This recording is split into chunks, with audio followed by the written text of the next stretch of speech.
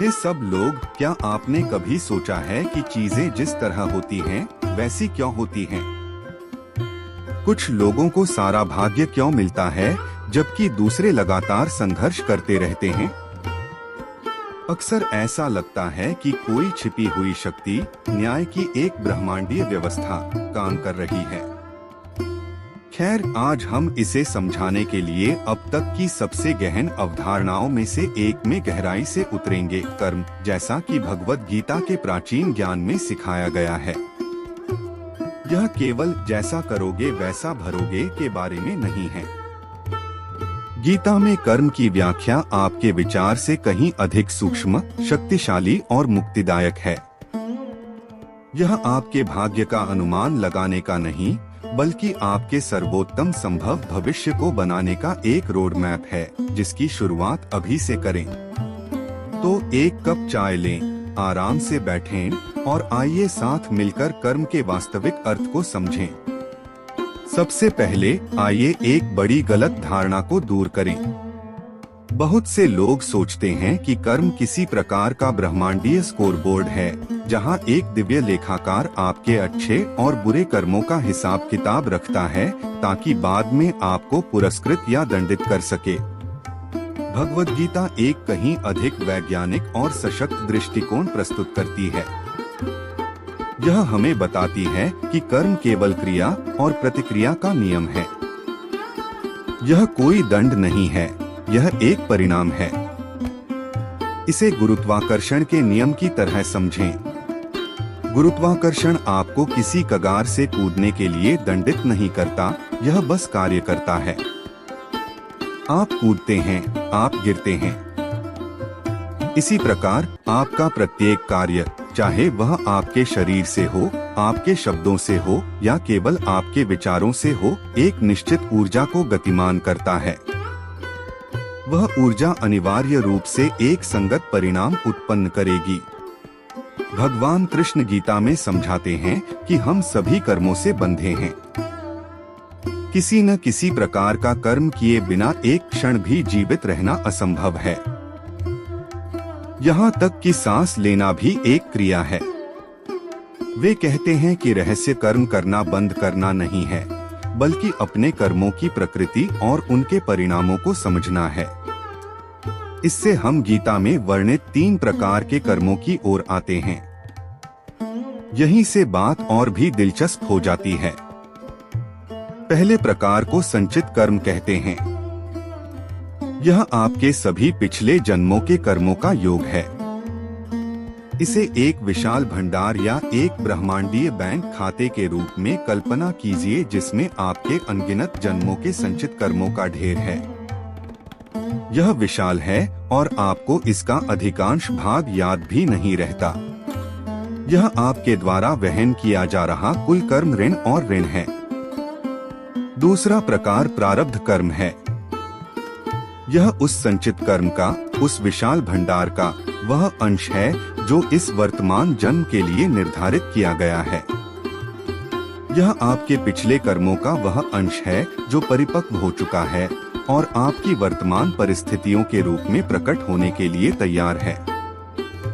यही वह निर्धारित करता है कि आप किस परिवार में जन्म लेंगे, आपका भौतिक शरीर, आपकी जन्मजात प्रतिभाएं और आपके सामने आने वाली प्रमुख जीवन परिस्थितियां। यह इस जन्म में आपको मिले ताश के पत्तों का समूह है। आप प्रारब्ध कर्म को बदल नहीं सकते, क्योंकि यह पहले से ही गतिमान है। यह धनुष से छूटे हुए तीर की तरह है। आपको इसके अच्छे या बुरे परिणाम भोगने ही होंगे। अब यह थोड़ा नीतिवादी लग सकता है ना? जैसे हम अपने अतीत की कठपुतली मात्र हैं। लेकिन यहीं पर तीसरे प्रकार का कर्म आता है और यह अभी हमारे लिए सबसे महत्वपूर्ण है। इसे आगामी कर्म या कभी कभी क्रियमाण कर्म कहा जाता है। यह वह नया कर्म है जो आप इसी क्षण रच रहे हैं, अपने हर चुनाव, अपने हर शब्द और अपने हर विचार के साथ। यह आपकी क्रियाशील स्वतंत्र इच्छा है।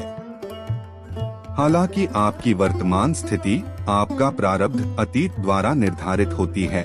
आप उस स्थिति पर कैसे प्रतिक्रिया करते हैं, यह पूरी तरह आप पर निर्भर करता है।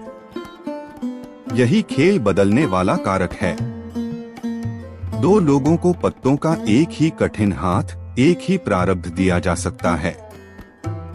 एक व्यक्ति क्रोध, दोष और निराशा के साथ प्रतिक्रिया कर सकता है, जिससे नकारात्मक आगामी कर्म उत्पन्न हो सकता है, जो भविष्य में और अधिक दुख का कारण बनेगा। दूसरा व्यक्ति स्वीकृति, साहस और अनुभव से सीखने और आगे बढ़ने की इच्छा के साथ प्रतिक्रिया कर सकता है। वे सकारात्मक आगामी कर्म का निर्माण कर रहे हैं, जो एक बेहतर भविष्य का मार्ग प्रशस्त करेगा। यह वह अद्भुत शक्ति है जो भगवद गीता हमें प्रदान करती है। आप अपने भाग्य के निर्माता स्वयं हैं। आपका भविष्य किसी ब्रह्मांडीय पुस्तक में पहले से लिखा हुआ नहीं है। आप इसे अपने वर्तमान कर्मों की स्याही से पृष्ठ दर पृष्ठ लिख रहे हैं। तो हम अच्छे कर्म कैसे बनाते हैं? गीता हमें एक सुंदर और व्यावहारिक उत्तर देती है, निष्काम कर्म या निस्वार्थ कर्म का मार्ग। भगवान कृष्ण अर्जुन को अपना कर्तव्य निभाने, कर्म करने, लेकिन कर्मों के फल की आसक्ति त्यागने की सलाह देते हैं। इसका क्या अर्थ है? इसका अर्थ है कि आपको अपना सर्वश्रेष्ठ करना चाहिए, अपना पूरा प्रयास करना चाहिए और ईमानदारी से कार्य करना चाहिए, लेकिन आपको परिणाम के प्रति आसक्त नहीं होना चाहिए। अपनी खुशी और मन की शांति को इस बात पर निर्भर न होने दें कि आप सफल होते हैं या असफल, आपको प्रशंसा मिलती है या आलोचना। जब आप इस मानसिकता के साथ कार्य करते हैं, तो आप अनिवार्य रूप से कर्म को निष्प्रभावी कर रहे होते हैं। क्यों? क्योंकि परिणामों के प्रति आसक्ति, व्यक्तिगत लाभ की अहंकार प्रेरित इच्छा ही कर्म के चिपचिपे अवशेष का निर्माण करती है। जब आप किसी कर्म को एक अर्पण के रूप में, एक सेवा के रूप में, इसमें मेरा क्या लाभ है कि चिंता किए बिना करते हैं, तो वह कर्म आपको बांधने के बजाय आपको शुद्ध करता है। आप अपना कर्तव्य इसलिए करते हैं क्योंकि यह करना सही है, और आप परिणामों को ब्रह्मांड या किसी उच्च शक्ति पर छोड़ देते हैं। यह नजरिए में एक गहरा बदलाव है। कल्पना कीजिए कि अगर आप सचमुच इस सिद्धांत को अपना लें, तो आपके जीवन से कितना तनाव और चिंता गायब हो जाएगी। अपनी नौकरी में आप सिर्फ पदोन्नति या बोनस के लिए नहीं, बल्कि अपने काम को उसके लिए बेहतर बनाने पर ध्यान केंद्रित करेंगे। अपने रिश्तों में आप बिना हिसाब किताब रखे या बदले में कुछ पाने की उम्मीद किए खुलकर प्यार और सहयोग देंगे। इसका मतलब यह नहीं है कि आप निष्क्रिय या महत्वाकांक्षाहीन हो जाएं। इसके विपरीत यह आपको अधिक स्पष्टता, साहस और प्रभावशीलता के साथ कार्य करने के लिए स्वतंत्र करता है, क्योंकि अब आप असफलता के भय या किसी विशिष्ट परिणाम की चाहत से ग्रस्त नहीं हैं। गीता के अनुसार अंतिम लक्ष्य कर्म से पूरी तरह ऊपर उठना है। इसे अकर्म कहते हैं, जिसका अर्थ है कर्म में निष्क्रियता। यह एक ऐसी अवस्था है जहां आप संसार में कर्म तो कर रहे हैं, लेकिन आपके कर्म अब कोई कर्म बंधन नहीं बनाते। आप पानी में कमल के पत्ते की तरह हो जाते हैं। आप संसार में हैं, लेकिन संसार के कर्म फल आपसे चिपके नहीं रहते। यह एक सच्चे ज्ञानी व्यक्ति, एक योगी की अवस्था है। वे सभी के कल्याण के लिए ज्ञान और प्रेम से निर्देशित होकर स्वार्थी इच्छाओं से पूरी तरह मुक्त होकर कार्य करते हैं।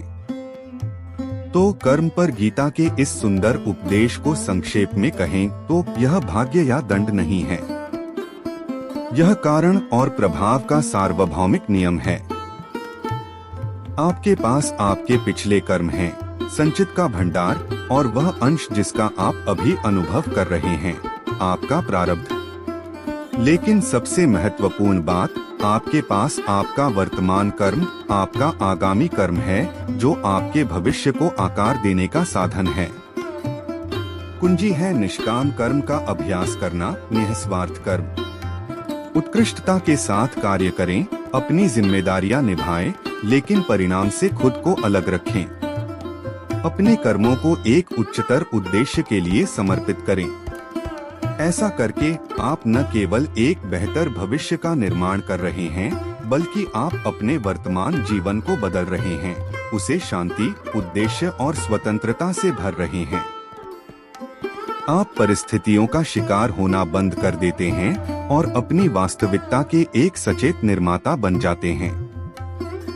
यह संदेश अविश्वसनीय रूप से आशावादी है। आपका अतीत चाहे जैसा भी रहा हो, आपकी वर्तमान स्थिति चाहे जैसी भी हो, आपके पास अभी अपनी दिशा बदलने की शक्ति है। आपका प्रत्येक सचेत, सकारात्मक और निस्वार्थ चुनाव मुक्ति की ओर एक कदम है। मुझे आशा है कि इससे आपको कर्म की गहरी और अधिक सशक्त समझ मिली होगी। इस तरह से व्यवहार करना सीखना एक सफर है, मंजिल नहीं। लेकिन बस शुरुआत करना, अपने कार्यों और इरादों के प्रति सचेत रहना बहुत बड़ा बदलाव ला सकता है। आज आप और भी निस्वार्थ भाव से कौन सा एक छोटा सा कदम उठा सकते हैं? जरा सोचिए। मेरे साथ इस गहन विषय को देखने और समझने के लिए बहुत बहुत धन्यवाद। अगर आपको यह मददगार लगा हो तो कृपया इसे लाइक करें और आधुनिक जीवन के लिए व्यावहारिक प्राचीन ग्रंथों से और अधिक ज्ञान प्राप्त करने के लिए सब्सक्राइब करें। मुझे नीचे कमेंट्स में आपके विचार जानकर खुशी होगी। अगले वीडियो में मिलते हैं।